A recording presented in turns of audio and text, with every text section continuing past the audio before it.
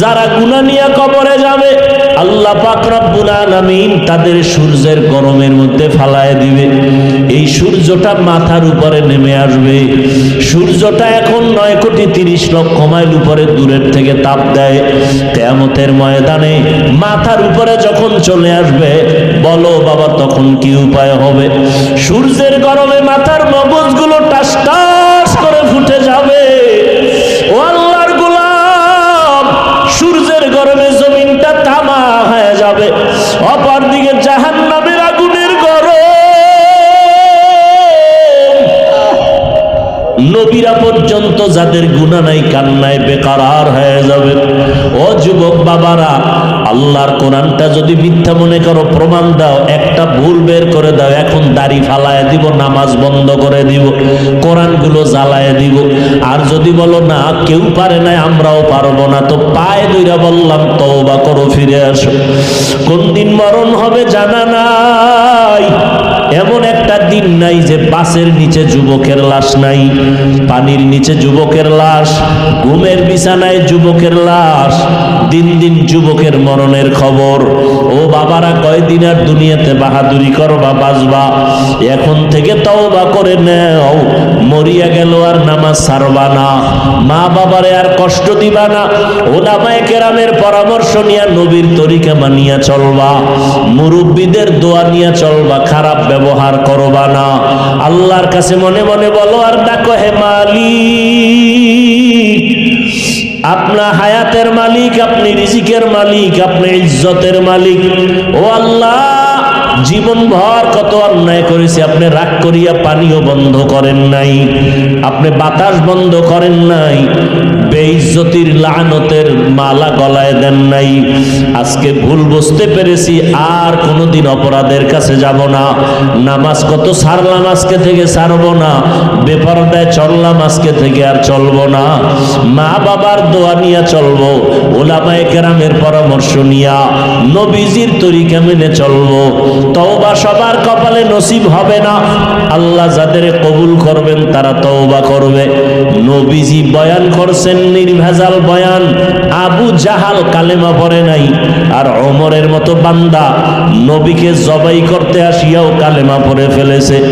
এই জমিন আবু জাহালের মতো কিছু পাথরওয়ালা অন্তরের মালিক হাজারো বয়ান শুনে তওবা করবে না, বরং বাইরে গিয়া আরো সমালোচনা করে গুনাহ করবে। আর একদল ওমরের মেজাজওয়ালা মানুষ, এদের অন্তরের মধ্যে হঠাৎ যখন ভয় চলে আসবে, আরে আমি তো দুনিয়া চিরদিন থাকবো না, আজকে আমার মা বাবা ভাই বোন বাড়ি গাড়ি টাকা পয়সা যাই দেখি, মরণকালে সাদা কাফন ছাড়া কিছুই সঙ্গে যাবে না। ওই বাঁশবাগানে আমাকে রেখে সবাই চলে যাবে। ওই অন্ধকার কবরে গুনাহ নিয়ে গেলে দুই পার্শ্বের মাটির চাপ, ওই কবরে জাহান্নামের গরম, একটা বেতের বাড়ি সইতে পারি না, মশার কামড় সইতে পারি না। গুনাহ নিয়ে কবরে গেলে মাটির চাপ কেমনে সহ্য করব? এইভাবে চিন্তা করিয়া কত আল্লাহর বান্দা তওবা করে ফেলবে, চোখে পানি আসবে। যাদের অন্তর তৈরি হয়ে গেল, আর নামাজ ছাড়বেন না, বেপরদায় চলবেন না, মা বাবারে কষ্ট দিবেন না, তওবা করে নবীর তরিকায় উলামায়ে কেরামের পরামর্শ নিয়ে চলবেন।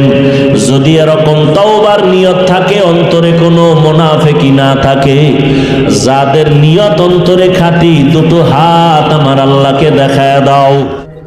আমরা মোনাজাত ধরি বইয়া, মোবাইলওয়ালারা রাতের বেলা মোনাজাত ধরে হইয়া, ঠিক নেই? আসে বেতের বাড়ি যখন শুরু হইব, টের পাইবেন সেদিন। আল্লাহর কোরআনকে মিথ্যা মনে করছেন? ও যুবক, সারাটা রাত মোবাইল চালাইয়া শুধু গুনাহ করছো এতটুকুই না, বরং তুমি মোবাইল সারা রাত চালাবার কারণে তোমার চেহারার নূর নাই। এই বেটা, তোর বয়স মাত্র 26, তোর চেহারা থাকবে গোলাপের মতো, তোর চেহারা কার্টুন হয়ে গেছে কেন? তোর চেহারার মধ্যে আকর্ষণ নাই কেন?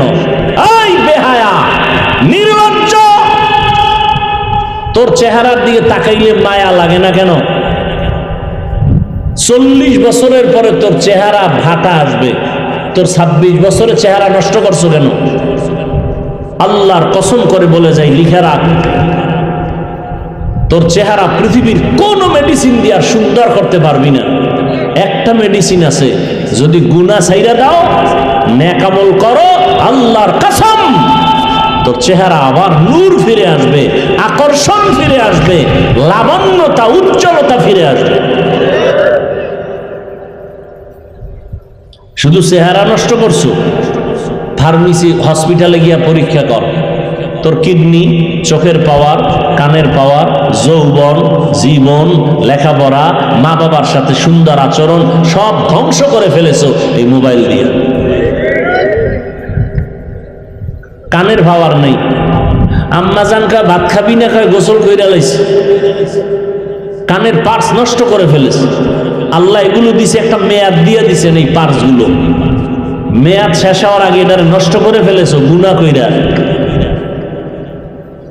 সারা রাত দরজা বন্ধ, জানালা বন্ধ, গুনাহ করো, তবে ভয় রাখিস কোন সময় রাতের গভীরে গজব পড়ে ঘরের মধ্যে। তোর গুনার কারণে গজব আসলে তুই একা ধ্বংস হবি না, পুরা ঘর বাড়ি আগুন লেগে শেষ হয়ে যাবে। তোর এক পাপির কারণে সবাই কষ্ট পাবে। এই শিশু বাচ্চার কোনো অন্যায় হয়? ওর অসুস্থতা কেন? ওর পাও ভাঙ্গে কেন? বাবার অপরাধ, মায়ের অপরাধ, ভাই বোনের অপরাধের কারণে বাচ্চা কষ্ট পায়।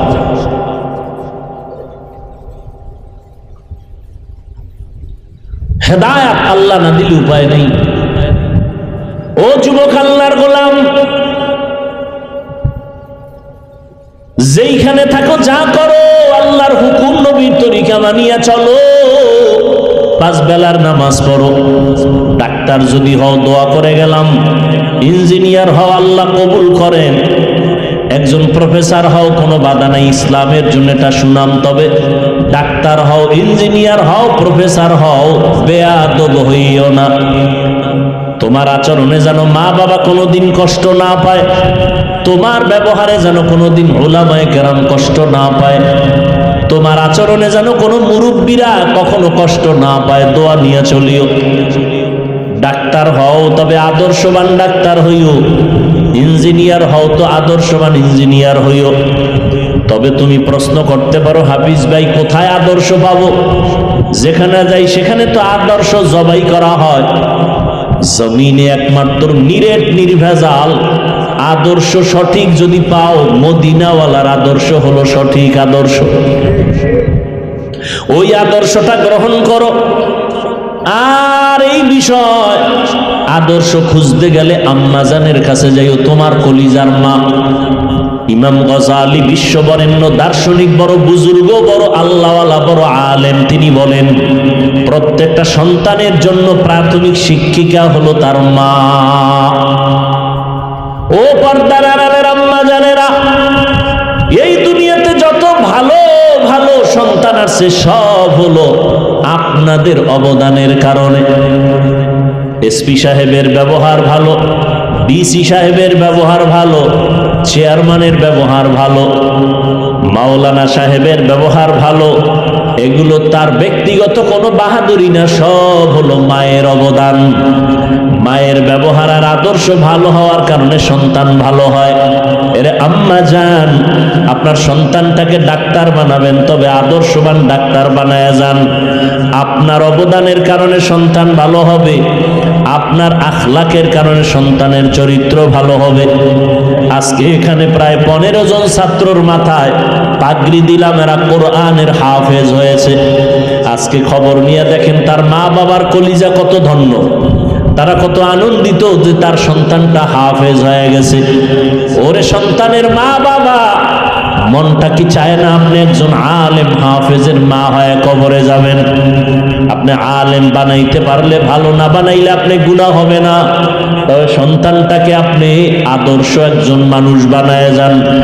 ডাক্তার বানাবেন, আল্লাহর কোরআন পড়ায় সুন্নাত অনুযায়ী সন্তানটাকে যদি ডাক্তার বানায় যেতে পারেন, ওই সন্তান ডাক্তারি করবে, আবার কোরআন পড়িয়া মা বাবার জন্য ফাঁকে ফাঁকে দোয়া করবে, নামাজ পড়বে।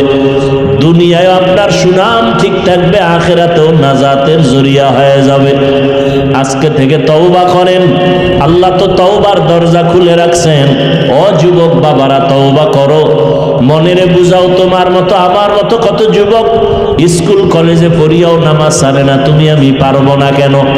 আজকে থেকে তওবা করো আর মনে মনে বলো, আল্লাহ বুঝি তোমার আমার গুনার কারণে বেজার হয়ে গেছেন, এ কারণে তোমার চোখে পানি নেই, তওবার নিয়ত আসে না। মনেরে বুঝাইয়া রেডি হয়ে যাও, মনে মনে আল্লাহকে ডাকো, হে আল্লাহ, জীবনটা গুনায় কাটায় দিলাম, আমার গুনার খবর আমার মা বাবায় যদি জানতো, কেউ আমারে সম্মানের নজরে দেখতো না। আয় আল্লাহ, আপনি আমার গুনার খবর ভালো করে জানেন।